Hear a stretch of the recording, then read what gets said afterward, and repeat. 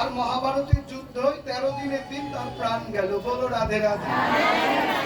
যুদ্ধে খুব জয় লাভ করলো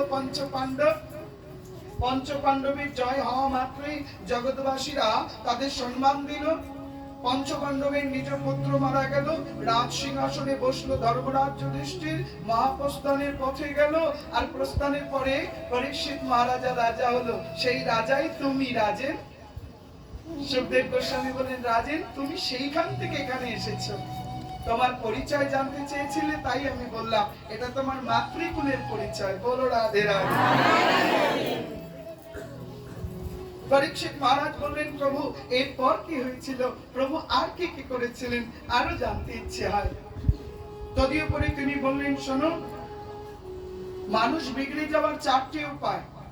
যে কোনো মানুষ, সে যদি খুব সুন্দরী হয় বা সুন্দর হয়, সে যদি খুব অবিবেকী হয়, সে যদি খুব ধনী ঘরের হয়, আর সে যদি খুব অসভ্য হয়, তাহলে জানবে সে বিগড়ে যাবে। বলো রাধে রাধে। অসভ্য মানে বলতে চাইছি কামের পিরিয়ডে একটা অ্যাডাল্ট টাইম যদি তার থাকে, সে এই টাইমটা অ্যাডাল্ট হয়ে উঠেছে, এই সময় সে অ্যাডভান্স কিছু করবে যাতে তার বিপর্যয় ঘটবে। দেখবে কোনো মিনিস্টারের ছেলে যদি রাস্তায় মোটরসাইকেল নিয়ে বেরোয়, তার তলায় 2-4টে লোক বলে কোনো কিছু আসবে যাবে না। বলো রাধে রাধে। কোন বড় লোকের ছেলে যদি ধর্মসভা হয়, সেখানে থাকতেই পারবে না, কিন্তু চিটিং সভায় অবশ্যই সেটিং করতে চলে যাবে। বলো রাধে রাধে। পরমেশ্বর ভগবানের নীতি আদর্শ এত সুন্দর। ভগবান বললেন, না বাবা, তোমরা এমন করো না।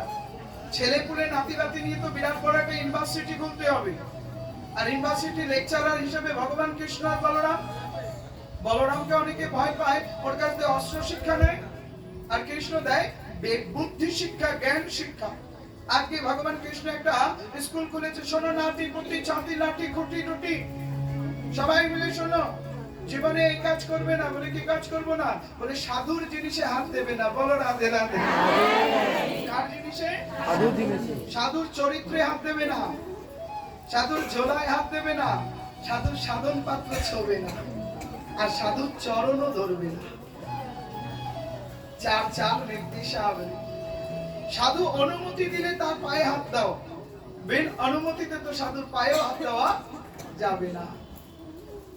সবাই তো পবিত্র থাকে না, কেউ কেউ ঋতুবতী থাকে, কেউ কেউ যুবতী থাকে, কেউ কেউ কামবতী থাকে, কেউ কেউ লোভবতী থাকে। কামবতী, লোভবতী, ঋতুবতী, যুবতী যদি ছই, সাধুর মন যায় অন্নপতি। বলো রাধে রাধে। সাধু খারাপ নয়, দৈব খারাপ। দৈব যে কার উপরে কখন ভারী হবে কেউ জানে না, তাই কখনো এই কাজগুলো করা উচিত নয়। নাতিরা বললো, করলে কি এমন হবে, একটা লোটাই নাই নেব, সাধুদের চৈতন্যটা ধরে একটু টানাটানি করব, এটা তো একটা সাধারণ ব্যাপার। বলে খবরদার, সাধুর গলার মালা, সাধুর ললাটের তিলক ছোঁয়া মানা। যদি ছো তো ওর মতন হয়ে যেতে হবে, তার আগে ছোঁয়া যাবে না। বলো রাধে রাধে।